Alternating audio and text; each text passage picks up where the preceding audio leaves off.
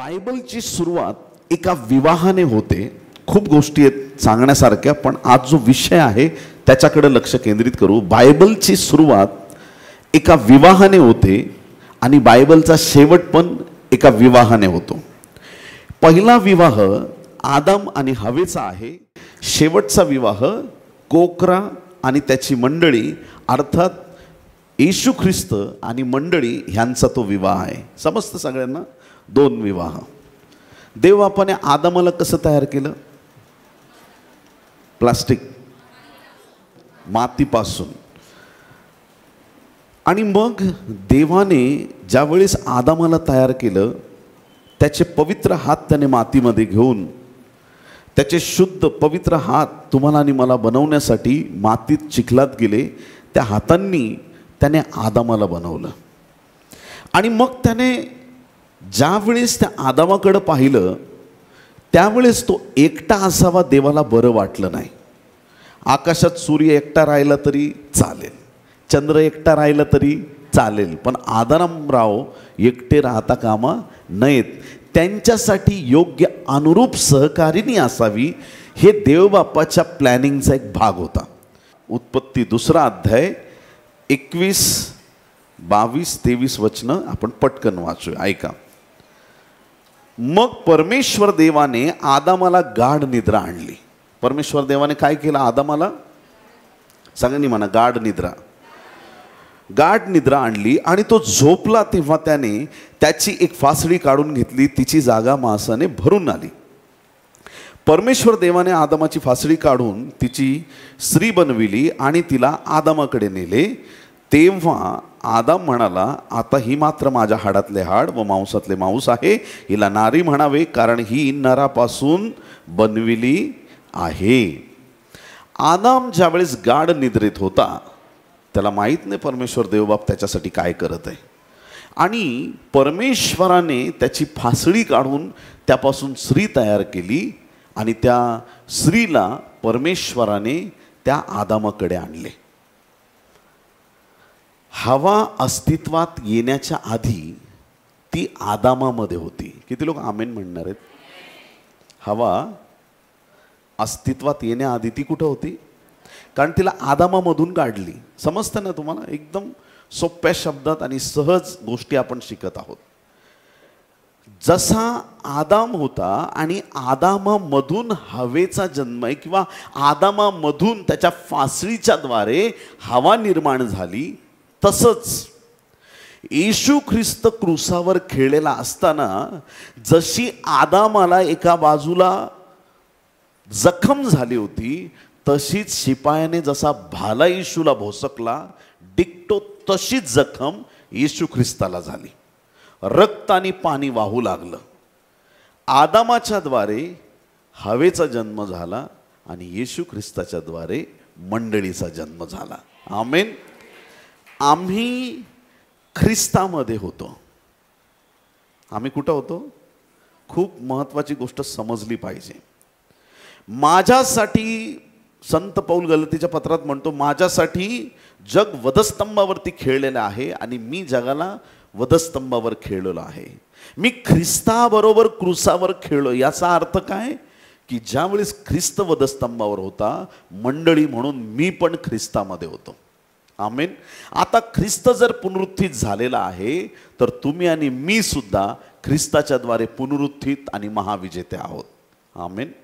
या ठिकाणी दोन विवाह आहेत, एक आदम हवेचा आणि एक येशू ख्रिस्ताचा आणि मंडळीचा. जो आदम आत होता त्याला बाहेर जाण्याची वेळ आली, पण ख्रिस्ताचा विवाह असा आहे की ज्याला बाहेर काढलं होतं त्याला आत येण्याची संधी मिळाली. हे येशूचं सामर्थ्य आहे. ज्याला टाकून देण्यात आलं होतं, ज्याला हाकलून देण्यात आलं होतं, त्याला परत देवाच्या राज्यात उभं राहण्याची संधी मिळाली. खूप प्रश्न पडतात बायबल वाचताना, जे वाचतात त्यांना, बाकीच्यांना नाही. एक दिवशी शिष्य विचारतात, प्रभू तू येणार आहे सांगतोयस खरं, पण कधी येणार? म्हणजे जर असं सांगून ठेवलं 2025च्या नोव्हेंबरमध्ये येणार आहे, म्हणजे आम्ही कसं प्रिपरेशनमध्ये थांबू. प्रिपरेशन म्हणजे तयारीमध्ये थांबू, म्हणजे कसं नोव्हेंबरला येणार आहे म्हटलं का ऑक्टोबरपर्यंत सगळे पाप बिप मस्त करून घेऊ आणि शेवटच्या तारखेपासून पश्चातापाला सुरुवात करून लगेच प्रभू आला की आम्ही उचललो जाऊ. पण प्रभूने एक उत्तर दिलं. ती घटका ती वेळ देवदूतांना माहीत नाही, पुत्राला म्हणजे येशू ख्रिस्ताला माहीत नाही, फक्त पित्याला माहीत आहे. कसं शक्य? देव जो बाप, देव जो पुत्र, देव जो पवित्र आत्मा, हे का तीन आहेत का? एक देव आहे. जे पित्याला माहीत आहे ते पुत्राला माहीत पाहिजे, ते पवित्र आत्म्याला माहीत पाहिजे. जर ते एक आहेत तर त्यांना माहीत पाहिजे. मग येशू ख्रिस्त असं का म्हटलं? शेवटचा भोजन, शेवटच्या भोजनामध्ये येशू ख्रिस्त शिष्यांना शेवटचं भोजन देतो. ॲक्च्युली ते भोजन फक्त शेवटचं भोजन नव्हतं, ते भोजन 3 प्रकारचं भोजन होतं. किती प्रकारचं? 3. एक ते वलांडनाचं भोजन होतं जे येशूने शिष्यांबरोबर केलं. पहिली गोष्ट ते वलांडनाचं भोजन होतं. दुसरी गोष्ट ते येशू ख्रिस्ताचं शेवटचं भोजन होतं. आणि तिसरी गोष्ट ते आपल्यासाठी प्रभू भोजन होतं. येतं लक्षात? एकच भोजन पण त्याचे 3 अर्थ आहे. बरं, ते भोजन करत असताना येशू ख्रिस्ताने काय म्हटलं? भाकर घेतली, मोडली, शिष्यांना दिली, घ्या खा, हे माझे शरीर आहे, हे तुमच्यासाठी मोडलं जातंय. भोजन झाल्यावर प्याला घेतला आणि त्याने म्हटलं, हा प्याला माझ्या रक्ताने झालेला नवा करार आहे, जितक्यांदा तुम्ही हे खाता व पिता तितक्यांदा माझ्या स्मरणार्थ हे करा. आणि पुढं त्याने म्हटलं की हा द्राक्षरसाचा उपज माझ्या राज्यात जेव्हा येईल तोपर्यंत मी पिणारच नाही. म्हणजे काय? का नाही पिणार? ही काही वचनं आहेत, त्याचे अर्थ दडलेले आहेत, ते आज आपल्याला शोधून काढायचे. तयार आहेत का तुम्ही? देवाच्या प्रिय लोकांनो, सगळ्यात पहिली एक पक्की गोष्ट मनामध्ये फिक्स करा. येशू ख्रिस्त इस्रायलमध्ये जन्माला आला आणि तो पक्का यहुदी होता. कोण होता? यहुदी परिवारात तो जन्माला आलेला आहे. यहुदा वंशाचा सिंह त्याला म्हटलेला आहे. तो पक्का यहुदी आहे. प्रत्येक ठिकाणी लग्नाच्या वेगवेगळ्या रीतीभाती असतात. यहुद्यांची पण वेगळी रीत होती. 2000 वर्षापूर्वी किंवा पुरातन काळात जी यहुदी लोक लग्न करायची त्याची एक रीत होती, लग्न लावायची. आपल्या भारतात पण किती समाज आहेत, किती लोक आहेत, प्रत्येकाची पद्धत निराळी आहे. प्रत्येक ठिकाणी लग्न वेगवेगळ्या पद्धतीने आपल्याला पाहायला मिळतं. प्रत्येक समाजात प्रत्येक प्रकारच्या लोकांची पद्धत निराळी आहे. ख्रिश्चन लोकांची एक अजून वेगळी पद्धत आहे आपली. प्रत्येक ठिकाणी पद्धत वेगवेगळी आहे. तसंच या यहुद्यांची पण लग्नाची एक निराळी पद्धत होती. आणि ह्या लग्नामध्ये ज्या वेळेस लग्न लावलं जायचं मुलाचं आणि मुलीचं, ते लग्न करण्याच्या आधी मुलगा आधी मुलगी पाहायला येणार. सगळ्यात सुरुवात कुठून होणार? मुलगी पाहायला येणार. आणि ज्या वेळेस तो मुलगी पाहण्यासाठी येईल, मुलीला तो पसंत करेल आणि पसंत केल्याच्या नंतर तो मुलीला काही गोष्टी देणार. सगळ्यात पहिलं की मुलगा मुलीला हुंडा देणार. किती लोक आमेन म्हणतील? किती छान गोष्ट आहे. आज भारत देशामध्ये मुलगी जन्माला आली की लोकांना वाईट वाटतं. काय मुलगी जन्माला आली? ज्यांच्याकडं चांगले विचार नाहीत अशा लोकांची ही स्थिती आहे. देवाच्या प्रिय लोकांनो, आज आम्ही देवाच्या राज्यात आहोत आणि आज आमचे विचार एवढे सरळ आणि मोठे असले पाहिजेत. मुलगा असो किंवा मुलगी असो, कधी कधी एखादी मुलगी 10,000 मुलांपेक्षा चांगलं काम करू शकते आणि ह्या विचारांनी आम्ही जगलं पाहिजे. आमेन. तर देवाच्या प्रिय लोकांनो, तो मुलगा ज्या मुलीला त्याने पसंत केलंय त्या मुलीला सर्वप्रथम तो काय करेल की तो आपल्याबरोबर येताना द्राक्षरस घेऊन येतो. आणि द्राक्षरस, मुलगा आणि मुलगी दोघेही द्राक्षरस पितात. आणि त्यानंतर तो मुलीला सांगतो की आता ही द्राक्षरसाची बाटली तुझ्याकडे ठेव आणि ज्या दिवशी मी तुझ्याशी लग्न करायला येईल तोपर्यंत ह्यातून तू द्राक्षरस घेत राहा, पीत राहा आणि माझी आठवण ठेव की आपलं दोघांचं लग्न जमलंय. आणि मग मी जेव्हा परत लग्न करायला येईल ह्याच बाटलीतून परत एकदा आपण दोघं जण द्राक्षरस पिणार आहोत. आमेन. हेच रहस्य आहे की येशूने म्हटलं की ज्यावेळेस मी परत येईल तोपर्यंत द्राक्षरसाचा उपज पिणार नाही. लूक याचा 22 अध्याय 15 ते 18 वचन. तेव्हा तो त्यांना म्हणाला, मी दुःख भोगण्यापूर्वी हे वलांडणाचे भोजन तुमच्याबरोबर करावे अशी माझी फार उत्कट इच्छा होती. कारण मी तुम्हाला सांगतो की देवाच्या राज्यात हे पूर्ण होईपर्यंत मी हे भोजन पुन्हा करणार नाही. मग प्याला हातात घेऊन व उपकार स्तुती करून तो म्हणाला, हा घ्या आणि आपणामध्ये याची वाटणी करा, कारण मी तुम्हाला सांगतो की देवाचे राज्य येईपर्यंत द्राक्षवेलाचा उपज ह्यापुढे मी पिणार नाही. आमेन, हालेलुया. किती सुंदर रीतीनं येशू ख्रिस्ताने यहुद्यांच्या लग्नाची रीत पूर्ण केलेली आहे. आणि तो जो द्राक्षरस आहे, तो द्राक्षरस म्हणजे काय आहे? येशू ख्रिस्ताने चमत्काराची सुरुवात कुठून केली? कुठून सुरुवात केली? काना गावच्या लग्नामधून सुरुवात केली. काना गावचं लग्न, काना गावच्या लग्नामध्ये काय संपलं होतं?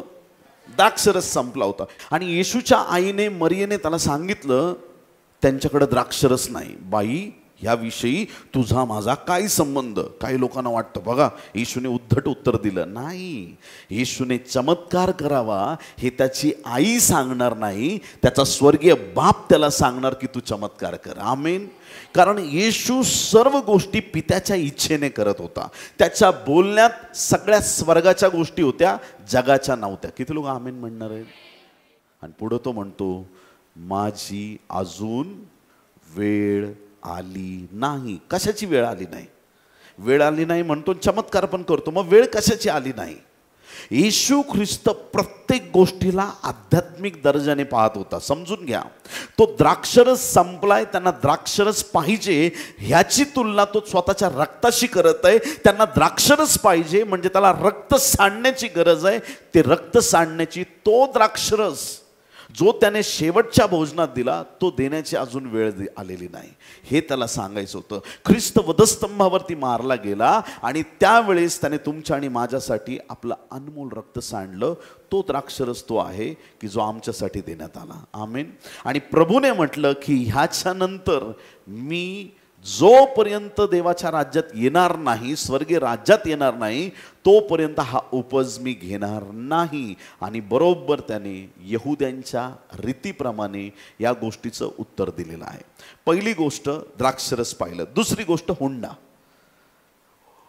मुलगी मुलाला बऱ्याच ठिकाणी हुंडा देते, पण देवाच्या राज्यात यहुद्यांसाठी रीत वेगळी होती की यहुद्यांमध्ये मुलगा मुलीला हुंडा द्यायचा. मग येशू ख्रिस्ताने कुठला हुंडा दिलेला आहे? तो हुंडा स्पष्ट शब्दात 1 पेत्र 1 अध्याय 18 आणि 19 वचनामध्ये दिलेला आहे. 1 पेत्र 1 अध्याय 18 आणि 19 वचन. कारण वाडवडिलांच्या परंपरेने चालत आलेल्या तुमच्या निरर्थक वागणुकीपासून सोने व रुपे अशा नाशवंत वस्तूंनी नव्हे, तर निष्कलंक व निर्दोष कोकरा असा जो ख्रिस्त, त्याच्या मूल्यवान रक्ताने तुम्ही मुक्त झाला आहात. आमेन. 1 करिंथ 6 अध्याय 20 वचन आपल्याला सांगतं. 1 करिंथ 6 अध्याय 20 वचन. कारण तुम्ही मोलाने विकत घेतलेले आहात, म्हणून तुम्ही आपले शरीर व आत्मा जी देवाचे आहेत त्याद्वारे देवाचा गौरव करा. आपल्यासाठी किंमत मोजण्यात आलेली आहे.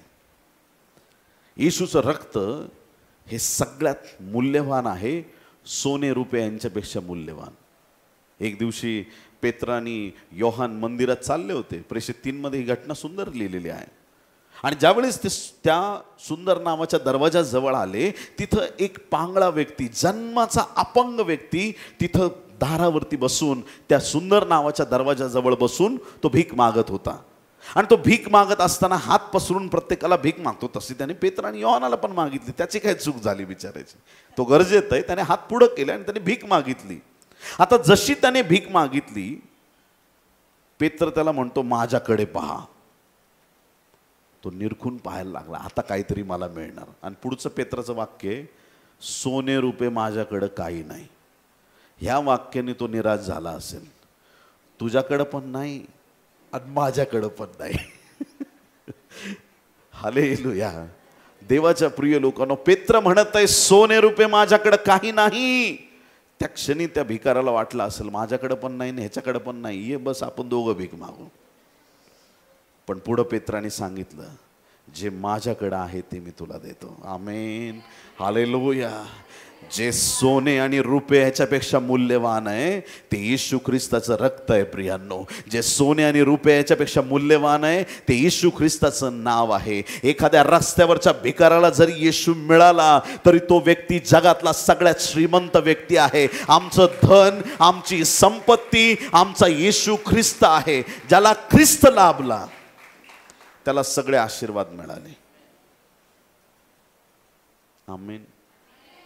जुन्या करारात एक व्यक्ती होता ओबेदादोम गित्ती नावाचा. 3 महिने कराराचा कोष त्याच्या घरी ठेवला होता. दावीद घाबरला, उज्जा मरण पावला, आता काय करायचं कराराचा कोष घेऊन, हात लावलं तरी मरतंय, माझ्या राजवाड्यात कुणी मारायचं. ओबेदच्या घरी जसा कराराचा कोष ठेवला 3 महिन्यात त्याची बरकत झाली प्रियांनो. किती महिन्यात? 3 महिन्यात.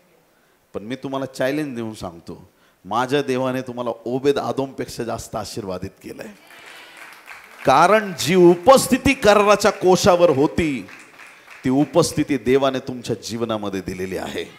मी गॅरंटेड सांगतो, खात्रीने सांगतो की तुम्हाला आशीर्वादाच्या मागे जायची गरज पडणार नाही. आशीर्वाद तुमच्याकडे धावत येत आहेत. हालेलुया. लोखंड कसं लोहचुंबकाला एकमेकांना खेचून घेतात ना, लोहचुंबक काय करतं? लोखंडाला आकर्षून घेतं. तसं तुम्ही आशीर्वादांना आकर्षून घेणारे लोक आहात, कारण देवाची उपस्थिती तुमच्या आणि माझ्या जीवनावरती आहे. हालेलुया. ज्याच्यावर देवाचा अभिषेक आहे त्याच्याकडे आशीर्वाद धावत येतात प्रियांनो. त्याला भीक मागायची गरज नाही, त्याला हात पसरायची गरज नाही, मला दे म्हणण्याची गरज नाही, त्याला कुठल्याही गोष्टीची वान पडत नाही. देव चमत्कारिक रीतीनं त्याच्या गरजा पूर्ण करतो, त्याला आशीर्वादित करतो आणि त्याचं गौरव परमेश्वर प्रकट करतो. आमेन. ह्या नव्या करारामध्ये देवाने आम्हाला संपन्न केलेलं आहे. आमेन, हालेलुया. देवाने आपल्याला काय केलंय? आपला देव गरीब का श्रीमंत? किती श्रीमंत आहे?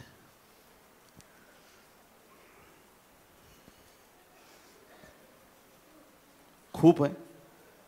किती आहे? आकाश आपल्या बापाचं आहे, पृथ्वी पण आपल्या बापाची. सगळ्यांनी भाडेतत्वावरती सगळं जग घेतलेलं आहे. हवा मग आपल्या बापाची, पाणी आपल्या बापाचं आहे, लाईट, पाणी, सगळ्या गोष्टी आपल्या बापाच्या आहेत. कधी ऐकलं का एखाद्या माणसाने आकाशातला तारा विकत घेतलाय? कधी मोजता आले का तारे आपल्याला? नाही. आणि त्यातला एखादा तारा तरी कोणी विकत घेतलाय का कधी? कधी न्यूजला हेडलाईन अशी बघितली का? जगातील श्रीमंत माणसाने आकाशातला एक तारा विकत घेतला? शक्य नाही, लायकी नाहीये. जगातल्या कुठल्याही एका माणसाची लायकी नाही. मी तर म्हणेन अख्खे सगळे श्रीमंत लोक एकत्र झाले ना, सगळ्यांचा पैसा एकत्र केला तरी त्यांची लायकी नाही की त्यांनी आकाशातला एक तारा विकत घेऊन दाखवावा. पण आनंदाची गोष्ट, ही सगळे तारे आपल्या बापाचे आहेत. मग आपला देव गरीब आहे का? सगळ्या विश्वाचा निर्माण करता तो देव आहे. त्या परमेश्वरा एवढं श्रीमंत कोणीच नाही. आणि त्याचे वारसदार आपण आहेत. 50-100 साठी रडत बसणार आहे त्याचे वारसदार. हे देवा, लाईट बिल भरायचे, मी काय करू? आकाशाचा व पृथ्वीचा निर्माण करता देव, देवा आज काही करून 100 रुपये दे. अरे येड्या, तो म्हणतो राष्ट्र वतना दाखल माग, मी तुला देणारा परमेश्वर आहे. मागायची तर अख्खी सांगली माग, महाराष्ट्र माग, भारत देश माग, तो द्यायला तयार आहे. आम्ही छोट्या छोट्या गोष्टींसाठी रडत बसतो. यहुद्यांमधली रीत आहे की मुलीला मुलगा हुंडा देतो, तसं ख्रिस्ताने आपला अनमोल रक्ताचा हुंडा दिलेला आहे, त्याच्या सामर्थ्याचा हुंडा दिलेला आहे. मातीच्या भांड्यामध्ये बायबल सांगतं की तुमच्यामध्ये संपत्ती दिलेली आहे, आणि ती संपत्ती पवित्र आत्मा आणि त्याची कृपादानं हे देवाने आपल्याला दिलेला एक फार मोठा आशीर्वाद आहे. आमेन. आपले आशीर्वाद टिकवून धरा. तो प्रभूने दिलेला एक हुंडा आहे आणि ते त्याच्या एक विवाहाचं चिन्ह आहे प्रियांनो. पुढची गोष्ट आपण पाहू शकता की ज्या वेळेस येशू ख्रिस्त शिष्यांशी बोलत होता, आधी मी याबद्दल बोललो, आता वचनातून वाचूया. मार्क याचा 13वा अध्याय 26-27 वचन आणि 31-32 वचन वाचूया आपण. तेव्हा मनुष्याचा पुत्र मोठ्या पराक्रमाने व वैभवाने मेघारूढ होऊन येत असलेला दृष्टीस पडला. येशू ख्रिस्त कसा आला? मेघावरती आरूढ होऊन आलेला दृष्टीस पडला.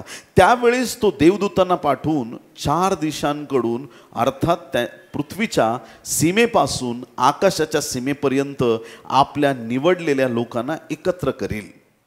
त्याच मार्कच्या 13व्या अध्यायात 31 आणि 32 वचन. आकाश व पृथ्वी ही नष्ट होतील, परंतु माझी वचने नष्ट होणार नाहीत. आमेन. प्रभूचं वचन नष्ट होणार नाही. पुढे लिहिलंय, आणखी त्या दिवसाविषयी व त्या घटकेविषयी कोणाला ठाऊक नाही, स्वर्गातील देवदूतांनाही नाही, पुत्राला नाही, केवळ पित्याला ठाऊक आहे. आमेन. इथं तो उल्लेख आलाय की येशू ख्रिस्त सांगत आहे की फक्त पित्याला माहित आहे, पुत्राला माहीत नाही. आणि मी आत्ताच सांगितलं तुम्हाला, देवजो बाप, देवजो पुत्र, देवजो पवित्र आत्मा एकच आहे. जे पित्याला माहीत आहे ते पुत्राला माहीत पाहिजे, पुत्राला माहीत आहे ते पवित्र आत्म्याला माहीत पाहिजे. या त्रैक्य देवामध्ये विसंगती नाही आहे, कारण की तो एक परमेश्वर आहे. आपण 3 देवाची सेवा करत नाही, आपण एका देवाची सेवा करतो. देवजो बाप, देवजो पुत्र, देवजो पवित्र आत्मा हा एक परमेश्वर आहे, हा एक देव आहे, हा त्रैक्य देव आहे. मग जे पित्याला ठाऊक आहे पुत्राला माहीत पाहिजे. मग येशू असं का म्हटला की माझ्या पित्याला माहीत आहे? सरळ आहे त्याच्यामध्ये उत्तर. यहुद्यांच्या लग्नाच्या रीतीमध्ये ज्या वेळेस मुलगा मुलीशी बोलणं करील आणि ज्या वेळेस लग्नाचा दिवस ठरवण्याची वेळ येईल, त्या घरात जमलेले सगळे लोक ते ऐकत असतात. आणि जर मुलगा म्हटला की मी अमुक अमुक तारखेला येईल, याचा अर्थ तो मुलगा बापाच्या आज्ञेत नाही असं स्पष्ट होतं. आणि ती एक फार चुकीचं वर्तन समजलं जायचं. जर लग्नाचा दिवस कोणी ठरवायचा आहे तर तो पित्यानेच ठरवला पाहिजे, ती बापाची जबाबदारी आहे. येशू ख्रिस्ताने हे बोलून हे सिद्ध केलं की तो पित्याच्या आज्ञेत राहणारा देवाचा पुत्र आहे. हालेलुया. आज्ञा पाळणारा तो आहे. आणि आज येशूकडून आम्ही हीच गोष्ट शिकली पाहिजे, आम्ही पण आज्ञाधारक बनलं पाहिजे. शाऊलाने आज्ञा मोडली, राज्य हातातून गेलं. दाविदाने 7वी आज्ञा मोडली, गडबड झाली, पश्चाताप करत बसावं लागलं त्याला, संकट आलं त्याच्या जीवनात, एकदम दुःखी झाला तो. देवाच्या प्रिय लोकांनो, आज्ञाभंगामुळे अनेकांच्या जीवनामध्ये संकट येतात. आणि या ठिकाणी येशू ख्रिस्त हे दाखवून देतोय की तो आज्ञाधारक आहे. आम्ही पण प्रभूची आज्ञा मानली पाहिजे. प्रभू जे आम्हाला सांगतो ते आम्ही ऐकलं पाहिजे. जुना करार कसा आहे? शिस्त लावणारा करार आहे. असं करू नको, तसं करू नको. किती आज्ञा दिल्या जुन्या करारात? किती आज्ञा दिल्या? 10 आज्ञा दिल्या. तर लक्ष देऊन जर जुना करार वाचला, 600 पेक्षा जास्त आज्ञा दिल्यात. किती पेक्षा? आता कुठं कुठं काय काय आज्ञा दिली आहे. आणि म्हणून त्या आज्ञा पूर्ण करणं कुणालाच शक्य होत नव्हतं. आणि म्हणून बायबल सांगतं सर्वांनी पाप केलं आहे आणि सर्व देवाच्या गौरवाला अंतरले आहेत. देवाचा गौरवच नाही राहिला माणसामध्ये आणि सगळे पापी आहेत हे बायबल सांगतं. एखादा म्हणतो मी पापी नाही, तर तो लबाड आहे असं बायबलमध्ये सांगितलेलं आहे. सर्वांनी पाप केलं आणि सर्वांना तो पापाचा दाग लागला. प्रियांनो, या जगात एकच असा आला ज्याचं नाव प्रभू येशू ख्रिस्त आहे. त्याने कधीच पाप केलं नाही, त्याने नियमशास्त्र पूर्ण केलेलं आहे. आमेन. त्याने पित्याच्या आज्ञा पाळल्या. आणि हा आमच्या समोर एक कित्ता आहे की आम्ही देव जे सांगत आहे ते आम्ही ऐकलं पाहिजे. जुन्या करारात सांगितलं जायचं खोटं बोलू नको, आणि मग तो माणूस घाबरत घाबरत जीवन जगायचा. नवीन करार कसा आहे की नवीन करारामध्ये पवित्र आत्मा तुमच्यामध्ये आलेला आहे. आमेन. हालेलुया. कोण आहे तुमच्या? पवित्र आत्मा आहे. तुमच्या मनाला जरी वाटलं खोटं बोलावं, तो आत्मा तुम्हाला खोटं बोलू देत नाही. हालेलुया. तुमच्या मनाला जरी वाटलं काही चुकीचं करावं, पण तुमच्यामध्ये जो पवित्र आत्मा आहे तो सामर्थ्यवान आहे. तो तुमच्यावरती पूर्ण तुम्हाला नियंत्रण देतो आणि तुम्ही आत्म्याच्या स्वाधीन होता आणि तुमच्या जीवनातून पाप घडत नाही. पूर्वीचा करार, जुना करार हा धाकात ठेवणारा करार होता. नवीन करार देवाशी प्रेम करण्याचा करार आहे. हालेलुया. आम्ही का देवावरती प्रेम करतो? त्याने आधी आमच्यावरती प्रेम केलेलं आहे. या अभिवचनातून आपल्याला कळतं की ती वेळ, ती घटका फक्त पित्याला माहिती आहे. याचा अर्थ येशू ख्रिस्ताने तो सन्मान आपल्या पित्याला दिलेला आहे. त्यानंतर जसं एक गोष्ट सांगितली की त्या वधू बरोबर करार करत असताना हा वर तिला द्राक्षरस देणार. दुसरी गोष्ट तो देणार की तो तिच्याबरोबर करार करणार आणि तिला कागदपत्र देणार. आणि त्या करारात स्पष्ट लिहिलेलं असणार, मी असा असा आहे आणि मी अशा अशा मुलीबरोबर ठरवलेल्या वेळी येऊन लग्न करणार आहे. तो प्रॉमिस करायचा, तो त्याचा करार होता. आणि देवाच्या प्रिय लोकांनो, त्याचा करार, त्याचे कागदपत्र देवाने आम्हाला तुम्हाला दिलेले आहेत. आणि त्याचा करार म्हणजे नवा करार आहे. हालेलुया. नवीन करारात त्याने अभिवचनं दिलेले आहेत की तो कशा प्रकारे तो विवाह संपन्न करणार आहे. मंडळीसाठी हा नवा करार एक महत्त्वाचा देवाच्या वचनाचा भाग आहे प्रियांनो. आणि म्हणून त्याने आपल्याला करार केला आहे, आपल्याला सुरक्षित ठिकाणी ठेवलेला आहे. मत्तई 16 अध्याय 18 वचनात सांगितलेलं आहे. मत्तई 16 आणि 18, आणखी मी तुला सांगतो, तू पेत्र आहेस आणि ह्या खडकावर मी आपली मंडळी रचीन व तिच्या पुढे अधोलोकाच्या द्वारांचे काहीच चालणार नाही. 1 कोरिन्थ 10:4 मध्ये लिहिलंय. 1 कोरिन्थ 10 अध्याय आणि 4 वचन, आणि ते सर्व तेच आध्यात्मिक पाणी प्याले, कारण ते आपल्या मागे चालणाऱ्या आध्यात्मिक खडकातून पीत होते. तो खडक तर ख्रिस्त होता. या गोष्टीविषयी तुम्ही अजाण असावे अशी माझी इच्छा नाही. या ठिकाणी वचन सांगत आहे खडकावर मंडळी रचली जाणार आहे. कुठं? वाळूवर नाही. कुठं रचली जाणार? खडकावरती मंडळी रचलेली आहे. खडकावर मंडळीचं स्थान आहे. खडक येशू ख्रिस्त आहे असं बायबलमध्ये पाहिलं. जी मंडळी येशूवरती आधारलेली आहे तिला मोडणं अशक्य आहे, त्या मंडळीला तोडणं अशक्य आहे. ख्रिस्ताने मंडळीला खडकावरती उभं केलंय. आणि ही मंडळी जर खडकावरती आहे, तिच्या मजबूतीसाठी आम्ही प्रार्थना आणि प्रयत्न केले पाहिजेत. एखादा भाऊ बहीण आपल्याला भेटला की ज्याचं मन देवापासून दूर गेलंय, त्याला परत प्रभूकडे वळवलं पाहिजे. आणि मंडळी ख्रिस्त नावी खडकावर आम्ही स्थिर करण्याचे प्रयत्न केले पाहिजेत. जो मंडळीला स्थिर करतो तो आशीर्वादित आहे. जो मंडळीला तोडण्याचं काम करतो, आहा हा,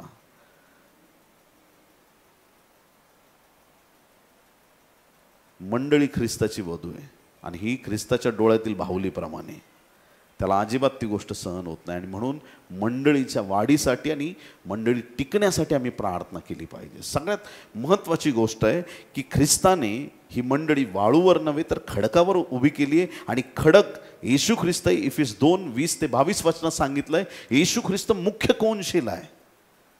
मंडळीचा मुख्य प्रभू येशू ख्रिस्त आहे. प्रियांनो, ख्रिस्ताने योग्य स्थानावरती मंडळीला ठेवून तिच्याशी त्याने करार केलेला आहे. आणि महत्त्वाची गोष्ट की आता जो करार त्याने केलेला आहे त्याच्या वचनांच्या द्वारे, तो करार कोणालाही बदलता येत नाही. प्रत्येक नियम जे आहेत ते कुठं ना कुठं कशा प्रकारे बदलले जातात, बदलले जाऊ शकतात. फक्त एक देवाचं वचन आहे, त्याला बदलण्याची कोणा ताकद नाही आणि ते बदलू शकत नाही. आमेन. हालेलुया. खूप महत्त्वाची गोष्ट समजून घ्या प्रियांनो. कारण की प्रकटीकरण 22 अध्याय 18 ते 21 वचन आपण वाचूया. प्रकटीकरण 18 ते 21. ह्या पुस्तकातील संदेश वचने ऐकणाऱ्या प्रत्येकाला मी निश्चयपूर्वक सांगतो की जो कोणी ह्यात भर घालील त्याच्यावर ह्या पुस्तकात लिहिलेल्या पीडा देव आणील. आणि जो कोणी ह्या संदेशाच्या पुस्तकातील वचनातून काही काढून टाकील त्यांचा वाटा ह्या पुस्तकात वर्णिलेल्या जीवनाच्या झाडातून व पवित्र नगरीतून देव काढून टाकील. ह्या गोष्टीविषयी साक्ष देणारा म्हणतो, होय मी लवकर येतो. आमेन. ये प्रभू येशू ये. प्रभू येशूची कृपा सर्व जनाबरोबर असो. आमेन. आमेन. काय सांगितलं वचनात? स्पष्ट शब्द आहेत देवाचे. ह्याच्यात काही फिरवा फिरवणं, एकदम स्पष्ट रीतीनं प्रत्येकाला कळेल अशा भाषेत आहे की ह्या वचनात कोणालाही भर घालता येणार नाही. या वचनातून कोणालाही काही कमी करता येणार नाही. किती लोक आमेन म्हणतील? हालेलुया. आता जे ह्या वचनात लिहिलंय, जे ह्या पवित्र शास्त्रामध्ये लिहिलेलं आहे, यातला एकही शब्द, यातला काना किंवा मात्रा बदलला तर त्या व्यक्तीवरती पवित्र शास्त्रात ज्या पीडा लिहिलेल्या आहेत त्या व्यक्तीवरती येतील असं सांगितलेलं आहे. देवाने या वचनाच्या द्वारे आपल्याशी करार केलेला आहे. येशूने करार हा आपल्या हाती देऊन तो स्वर्ग राज्यात पित्याच्या उजवीकडे बसलेला आहे. आणि देवाच्या प्रिय लोकांनो, त्याने अभिवचन दिलंय की मी तुमच्याशी करार केलाय, ह्याच्यात आता कोणीही बदल करायचा नाही. त्यांनी सांगितलंय त्या गोष्टीत बदल करता येणार नाही. मग ह्या दिवसांमध्ये आजकाल चुकीचं शिक्षण अनेक ठिकाणी पसरत आहे आणि म्हणून बायबलचा बारकाईने अभ्यास करणं गरजेचं आहे. जे तुम्ही वचन ऐकता, ज्या वचनावर तुम्ही मनन करता, जे तुम्हाला शिकवलं जातं, त्या वचनात आम्ही प्रबळ होण्याची गरज आहे. आणि त्यामधून जर कोणी तुमच्याकडं काहीतरी चुकीचं घेऊन आला, तुम्हाला क्षणात त्याला पकडता आलं पाहिजे की ही गोष्ट जे आपण बोलत आहात ते वचनाला धरून नाही. ज्यावेळेस हा करार होतो दोघांमध्ये, कागदपत्र दिले जातात, द्राक्षरस दिला जातो, करार केला जातो, मुलगा आपल्या घरी परत जातो. जसा येशू ख्रिस्त 500 लोकांच्या जमाव देखत स्वर्गाला गेला. आता वधूला अपेक्षा आहे तो परत येण्याची. मग तोपर्यंत वधूने काय करायचं? सगळ्यात पहिली गोष्ट वधूने करायची, स्वतःला शुद्ध ठेवणे व विश्वासयोग्य राहणे. इफिस 5वा अध्याय 26 वचन. कसं शुद्ध राखणार आहेत स्वतःला? अशासाठी की तिला त्याने वचनाद्वारे जलस्नानाने स्वच्छ करून पवित्र करावे. कशाने स्वच्छ होणार आपण? वचनाने. वचनाने आम्ही स्वच्छ होणार. बायबल वाचन जास्तीत जास्त करणं गरजेचं आहे. पहिली गोष्ट, मंडळीने काय करायचंय? शुद्ध राहायचंय. आणि शुद्धता कशाने प्राप्त होईल? वचनाने. वचनात आम्ही आज नंतर वाढत जायचंय. आम्हाला प्रॉफेसी पाहिजे का? 100% पाहिजे. आम्हाला हिलिंग पाहिजे का? 100% पाहिजे. आम्हाला देवाचे आशीर्वाद पाहिजे का? सगळ्यांना पाहिजेत. आम्हाला देवाकडून आर्थिक मदत पाहिजे का? देवा दे, आम्हाला पाहिजे. 2 प्रकारचे सेवक आहेत जगामध्ये. थोडं समजून घ्या काय. काही लोकांना असं वाटतं की परमेश्वर आणि त्याचं कार्य आम्ही करत असताना आम्ही फक्त वाईटच दिवस बघितले पाहिजेत, आम्ही कठीण दिवसातच राहिलो पाहिजे, आमचं जीवन म्हणजे दुःखमय असलं पाहिजे.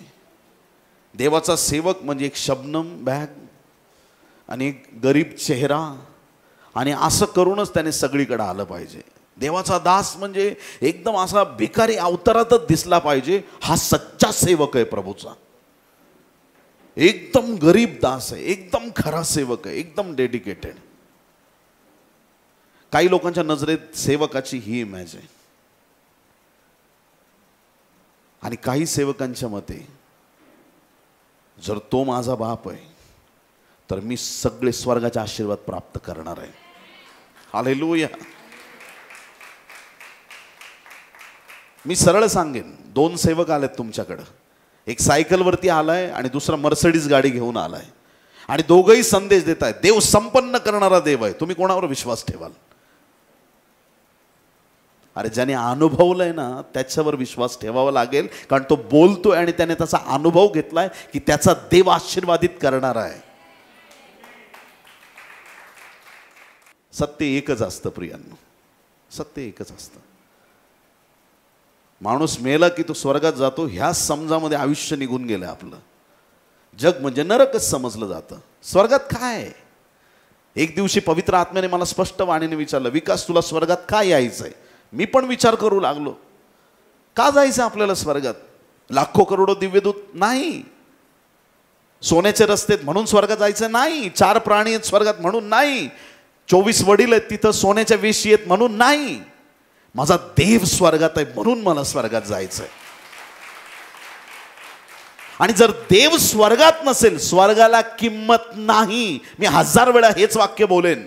ज्या स्वर्गात देव नाही त्या स्वर्गाला किंमत नाही. मग तिथं देवदूत असो नाही तर कोणी असो, स्वर्गाला किंमत माझ्या देवामुळे आहे.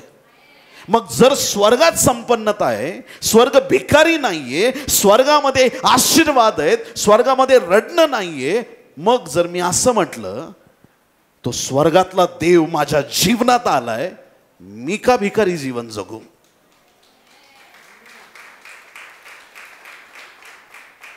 जर तो स्वर्गीय देव माझ्या घरात आहे तर खरी शांती माझ्या जीवनात यायलाच पाहिजे.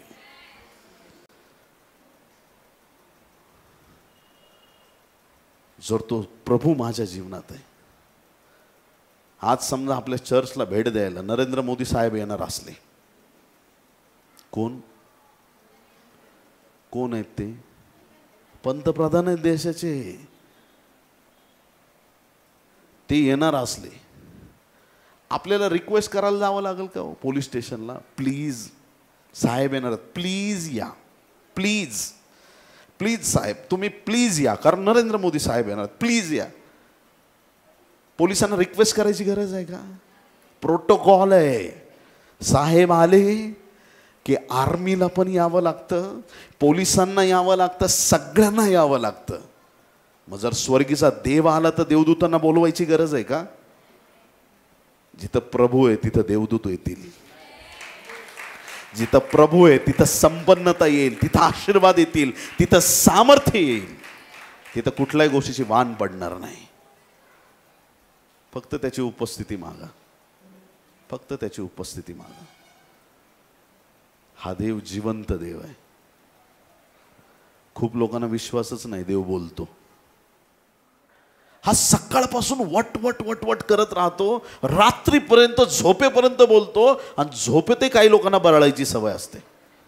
तू एवढा बोलतो, तुला बोल बनवणारा देव काय मुका बाहेर आहे का? तुम्हाला तोंड दिलंय ज्या देवाने, तो तुमचा बनवणारा देव तो मुका असेल का प्रियांनो? तुम्हाला कान दिलेत ऐकायला, ज्याने तुम्हाला बनवलं तो देव बाहेर असेल का? मग त्या देवाची आम्ही सेवा करतो, जो देव आमचं ऐकतो पण आणि आमच्याशी बोलतो पण. हालेलुया. तो त्याच्या योजना पण आम्हाला कळवतो, त्याच्या भवितव्यातला प्लॅनिंग पण आम्हाला कळवतो. आम्ही त्याच्यावर भरवसा टाकणार, आम्ही त्याच्यावर भिस्त ठेवणार, कारण त्याचं वचन सजीव आहे, सक्रिय आहे. 5 पदरी सेवा आहे.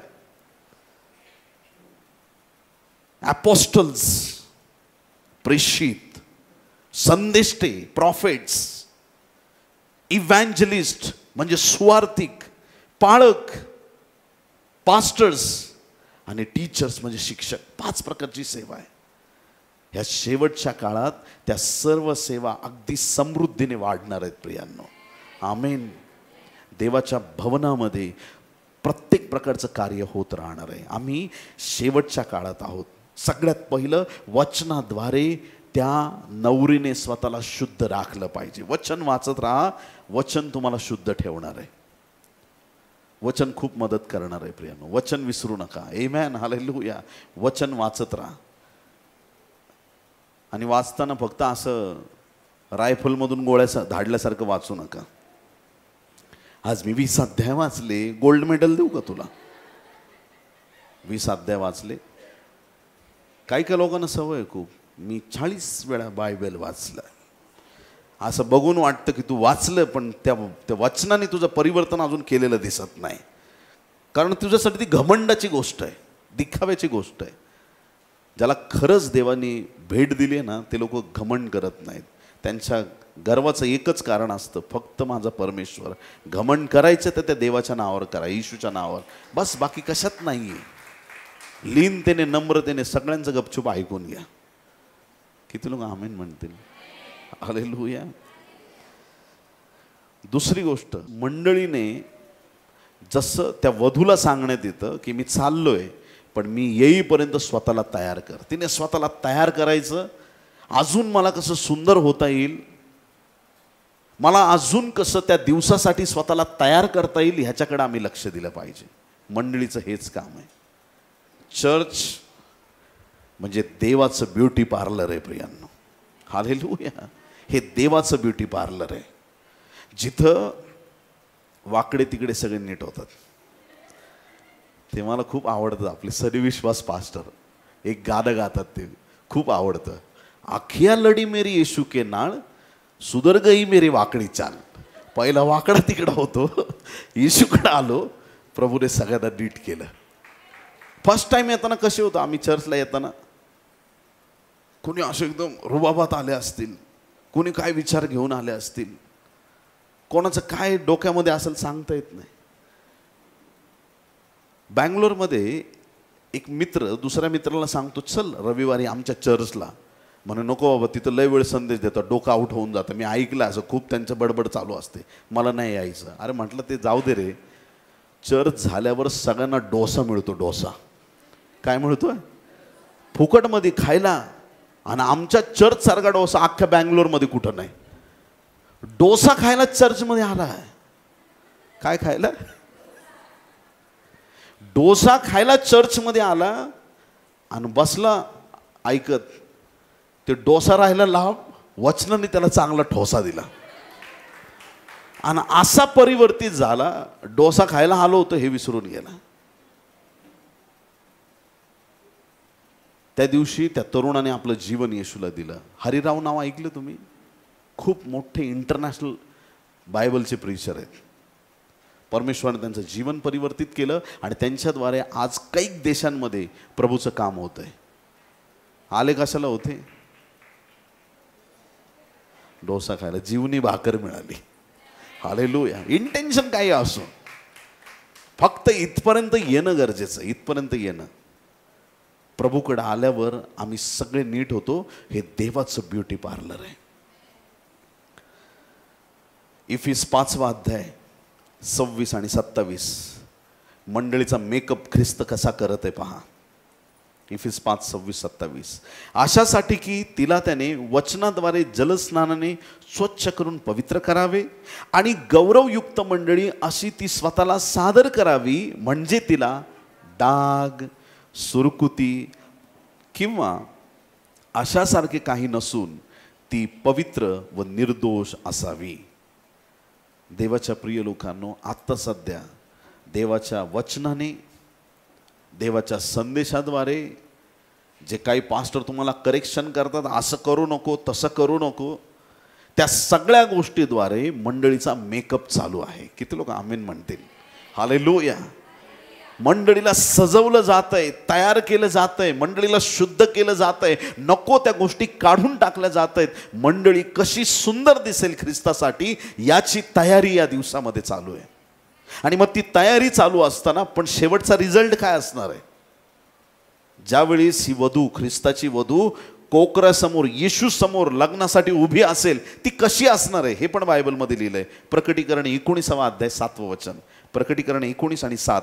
आपण आनंद व उल्हास करू व त्याचा गौरव करू, कारण कोकऱ्याचे लग्न निघाले आहे आणि त्याच्या नवरीने स्वतःला सजवले आहे. आमेन. मंडळीने स्वतःला सजवले आहे. ही फार अगत्याची गोष्ट आहे प्रियांनो. देवाकडे येण्याआधी आपण कसे असू, नो प्रॉब्लेम, पण आल्यावर बदल दिसला पाहिजे. आमेन. हालेलुया. काही लोकांना वाटतं बाप्तिस्मा म्हणजे सगळे पाप धुवून जातात. असं नाही आहे. पहिले येशूच्या रक्ताने पाप धुवून घ्या, नंतर बाप्तिस्मा घ्या. नाहीतर नुसता बाप्तिस्मा घ्याल, आधी कोरडा पापी नंतर ओला पापी. बाप्तिस्म्यानंतरचा पापी तो पापीच राहिला, काय फायदा नाही झाला. बाप्तिस्मा म्हणजे शरीराचा मळ धुणे नाही प्रियांनो. प्रत्येक गोष्टीचा आम्ही अर्थ समजून आणि त्यामध्ये आम्ही उतरलं पाहिजे. नवरीने स्वतःला सजवले आहे, हे आमचं चित्र आहे 19व्या अध्यायात प्रकटीकरणाच्या. आणि त्या क्षणापर्यंत आम्हाला सगळ्यांना तयारी करायची प्रियांनो.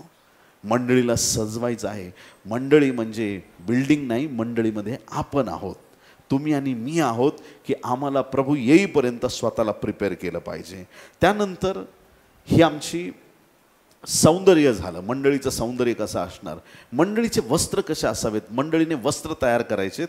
प्रकटीकरण 19:8 दिलेलं आहे.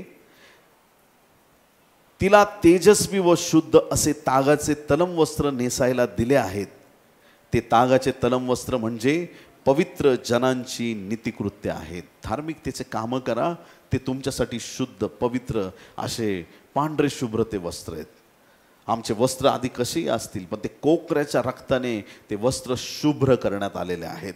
आपल्या चारित्र्यावरती कधीही कुठल्याही प्रकारचा शिंतोडे उडू देऊ नका. आमची साक्ष कधीच कलंकित होता कामा नये. आमचं जीवन हे नेहमी देवाला आवडणारं असलं पाहिजे. नेहमी आमच्या जीवनामधून आम्ही देवाचं गौरव केलं पाहिजे. कुठल्याही प्रकारे पापाची संधी मिळाली, आम्हाला कोण पाहत नाही, आम्हाला कोणी बघत नाही, हा विचार करू नका. तुमचा देव तुम्हाला पाहत आहे. प्रियांनो, आपलं जीवनक्रम एकदम शुद्ध रीतीनं, पवित्र रीतीने आम्हाला जगायचं आहे. शुभ्र वस्त्र देवाने तुम्हाला दिलेले आहेत आणि ते शुभ्र वस्त्र कधीच कलंकित होऊ देऊ नका. हा देवाचा पवित्र शब्द आहे. त्यानंतर पुढची महत्वाची गोष्ट,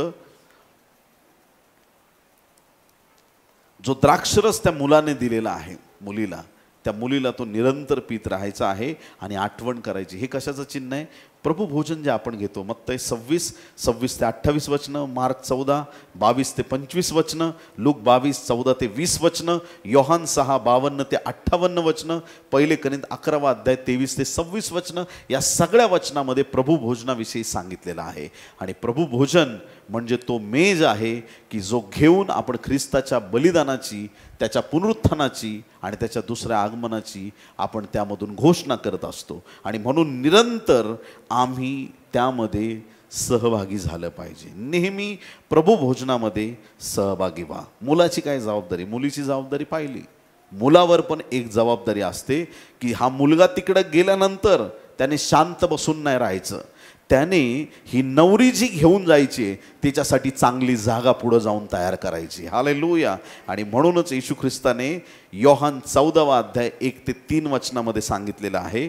योहान 14 1 ते 3, तुमचे अंतःकरण अस्वस्थ होऊ नये, देवावर विश्वास ठेवा आणि माझ्यावरही विश्वास ठेवा. माझ्या पित्याच्या घरात राहण्याच्या जागा पुष्कळ आहेत. नसत्या तर मी तुम्हाला तसे सांगितले असते. मी तुमच्यासाठी जागा तयार करायला जातो आणि मी जाऊन तुमच्यासाठी जागा तयार केली म्हणजे पुन्हा येऊन तुम्हाला आपल्याजवळ घेईन, यासाठी की जेथे मी आहे तेथे तुम्हीही असावे. आमेन. या ठिकाणी येशू ख्रिस्त पण तेच काम करत आहे. स्वर्गात तुमच्या आणि माझ्यासाठी तो जागा तयार करत आहे. आमेन. हालेलुया. कोकरा येशू ख्रिस्त त्याची जबाबदारी त्याने क्रूसावर पूर्ण केली आणि आजही त्याचं जे काम आहे जागा तयार करण्याचं, तो जागा तयार करत आहे. तो त्याचं काम करत आहे. त्याच्या जागा तयार करून पूर्ण झाल्या म्हणजे तो येईल. त्याचं काम तो पूर्ण करत आहे. जर तो त्याचं काम करत आहे, आपण पण आपलं काम नीट केलं पाहिजे. आमची मंडळीत काय जबाबदारी आहे? देवाच्या राज्यात आमच्यावर देवाने काय काम दिलेलं आहे? चर्च सुटलं का डायरेक्ट पळायचं नाही. किती लोक आमेन म्हणतील या गोष्टीला? हालेलुया. पाळक साहेबांना विचारायचं, मंडळीला विचारायचं, माझ्यासाठी काय काम आहे देवाच्या राज्यामध्ये? कुठली गोष्ट आम्ही करायला पाहिजे? आम्ही काय करायला पाहिजे? नेहमी आम्ही देवाच्या राज्यात कार्यक्षम असलं पाहिजे. 2 तलवारी आहेत. किती तलवारी आहेत? एक तलवार कंटिन्यू युद्धात वापरली जाते आणि एक तलवार 20 वर्ष झाले बाहेरच काढली नाही. धार कशाला असणार आहे? जी व्यवस्थित ठेवून दिली गंजण्यासाठी, जिचा वापर होतो. असंच आहे धार्मिक जीवनाचं. जे गिफ्ट देवाने तुम्हाला दिलेत त्याचा वापर करा. माझा आवाज खूप छान आहे. गाता का तुम्ही? हा, बाथरूममध्ये आंघोळ करताना मी खूप गाणे गातो देवासाठी. मी खूप छान संदेश देऊ शकतो. कुठं देतो? काय नाही, एकटा बसलो का बडबडत राहतो. कोणाला सुवार्थ नाही सांगत. तुम्हाला काय कृपादानं दिलेत? बहुतांशी विश्वासणाऱ्यांना स्वप्न आणि दृष्टांताचा देवाने अभिषेक केलेला असतो. हिलिंगचं गिफ्ट खूप लोकांना आहे आत्ता इथं बसलेल्यांपैकी, पण त्याच्यात वाढायची इच्छाच नाही. जो देव तुमच्या प्रार्थनेने एखादं लहानसा आजार काढू शकतो, तोच देव तुमच्याच प्रार्थनेने मुर्दे पण उठवणार आहे. तुमच्याच प्रार्थनेने मोठे चमत्कार करणार आहे, अद्भुत गोष्टी करणार आहे. स्वप्नात काहीतरी दिसतं आणि मग ते दिसल्यानंतर बरेच 90% लोक असेल काहीतरी मनी वसे ते स्वप्ने दिस. आपल्या परंपरेने असं शिकवलंय का डोके आपले भ्रष्ट करून टाकलेत. यहुदी लोक आज पण ज्या वेळेस झोपी जातात, उशाला ते एखादी जवळ वही आणि पेन ठेवतात. आपण आराम करण्यासाठी झोपतो, ते लोक देवाकडून स्वप्न प्राप्त करण्यासाठी झोपतात. आणि ज्यावेळेस देव त्यांच्याशी बोलतो ते लगेच लिहून ठेवतात आणि देवाला त्याचा अर्थ विचारतात. आणि त्या फार गूढ, गहन आणि मोठ्या गोष्टी असतात. स्वप्नांना लाईटली घेऊ नका. एखादी गोष्ट प्रार्थनेत दिसली त्याला सहज घेऊ नका. देव तुमच्याशी बोलत आहे. एखादी गोष्ट तुमच्या मुखातून येते आणि ती गोष्ट तशीच घडते. काय याचा अर्थ आहे? तुम्हाला भविष्यवाणीचं कृपादान आहे, पण तुम्ही दुर्लक्ष करणार. नको जास्त पुढे जायला, अजून वेळ दिला पाहिजे. त्याच्यात अजून वेळ दिला पाहिजे. तुमची कृपादानं तुमच्यामध्ये ती वाढत जातात. आणि मग एक दिवस असा येईल, ऐकताय तुम्ही चर्च, तो दिवस जवळ येऊन ठेपलाय. कान उघडे ठेवून ऐका. याच भारत देशाच्या भूमीवर येशूच्या नावात अनेक भविष्यवक्ते उभे राहतील. ते उभे राहतील आणि ते सगळ्या न्यूज चॅनलवाल्यांना बोलवतील, या आणि बसा इथं, मी काय सांगतो ऐका म्हणतील. सांगा तुम्ही काय बोलता. प्रभू येशू ख्रिस्ताने मला दर्शन देऊन सांगितलंय, अशा दिवशी भारतात अशा ठिकाणी भूकंप येणार आहे, तिथल्या लोकांना बाहेर काढा नाही तर जीवानिशी जातील. लोक म्हणतील कसला येशू, कसली भविष्यवाणी. पण ज्या दिवशी ती भूमिदेव हादरून टाकेल, सगळा भारत देश एका दिवसात डायरेक्ट येशूच्या चरणाशी येईल. प्रियांनो, सगळ्यांना कळेल हा देव बोलणारा आहे, महान काम करणारा आहे. जे विश्वास ठेवतील ते वाचवले जातील. हे दिवस आहेत प्रियांनो. देवाला तुमच्याद्वारे महान काम करायचं आहे. आमेन, हालेलुया. देवाच्या प्रिय लोकांनो, ह्या लग्नविधीमध्ये ज्यावेळेस मुलीला घेऊन जातात त्यावेळेस हातामध्ये दिवे पेटते असतात आणि त्या वधूच्या मैत्रिणी तिला घेऊन जातात. आणि मग ते 25:6 ते 8 वचनामध्ये सांगितल्याप्रमाणे जी गोष्ट या ठिकाणी 10 कुमारींविषयी दिलेली आहे तो त्या लग्नाविषयीचा दृष्टांत आहे. आणि शेवटच्या काळात ज्यांचे दिवे पेटते असतील, जे पवित्र आत्म्याची आग आपल्यामध्ये विझू देणार नाहीत, देवाच्या वचनाला आपल्यामध्ये विझू देणार नाहीत, फक्त तेच विजयी लोक देवाच्या राज्यात जातील. हारलेल्या लोकांसाठी स्वर्ग नाही. ऐकलं तुम्ही? परत बोलतो मी, काय कर, सवय सुटतच नाही. तू इथंच राहा, कारण तू खालच्या जमिनीवर राहण्याच्या लायकीचा आहे. जे लोक म्हणतात की मी ह्या गोष्टीवरती येशूच्या नावात विजय प्राप्त केलाय, स्वर्ग त्यांच्यासाठी आहे. ज्यांचे दिवे पेटते आहेत तेच लोक स्वर्गाला जातील, बाकी जाणार नाहीत. देवाच्या प्रिय लोकांना, ज्यावेळेस लग्न होतं त्यावेळेस मुलीच्या चेहऱ्यावर एक वेल असतो, पडदा असतो की नाही? हो की नाही? मग मुलाला काय सांगतात? वेल वरती कर. आणि आपले सगळे लोक काय करतात? त्या मुलीकडं पाहतात. मुलीकडं पाहायचं नाही, मुलाकडं पाहायचं, त्याच्या चेहऱ्याकडं पाहायचं. त्याला असं वाटतं हेच ते लॉटरीचं तिकीट आहे का की जे देवाने आपल्याला त्याच्या चेहऱ्यावरचा आनंद बघण्यासारखा असतो. देवाच्या प्रिय लोकांनो, ज्यावेळेस ख्रिस्त वधस्तंभावरती मारला गेला, मार्क याचा 15वा अध्याय 37 आणि 38 वचनामध्ये बायबल सांगतं, येशूने आपला प्राण सोडला आणि पवित्र स्थानातला पडदा वरपासून खालपर्यंत फाटला. वरपासून खालपर्यंत फाटला. आणि तो पडदा फाटल्यामुळे देवाच्या प्रिय लोकांनो, पवित्र स्थानातली उपस्थिती, जी परमेश्वराची उपस्थिती आहे पवित्र स्थानामध्ये, आणि अतिपवित्र स्थानामध्ये जी त्याची भरपुरीची उपस्थिती आहे, यांच्यामधलं अंतर संपलं. प्रियांनो, आज परमेश्वर आणि आपल्यातला पडदा काढून टाकण्यात आलेला आहे. आमेन. पापाची आडभिंत निघून गेलेली आहे आणि आता आम्ही एनी टाइम देवाला हाक मारू शकतो. कधीही हाक मारा. दिवसा, सकाळी, दुपारी, रात्री तुमच्या प्रत्येक प्रार्थनांची तुम्हाला उत्तर परमेश्वर देणार आहे. 7 प्रकारची वचने यहुद्यांच्या लग्नात दिली जायची. ह्या कोकऱ्याला जर तुम्ही वाचलं प्रकटीकरण 5व्या अध्यायामध्ये, त्याला 7 डोळे 7 शिंग आहेत. 7 पूर्णतेचा आकडा आहे. आणि परिपूर्ण वचनं दिली जातात. परिपूर्ण वचनांनी आपलं स्वर्गामध्ये स्वागत केलं जाईल आणि तिथं मेजवानी चालणार.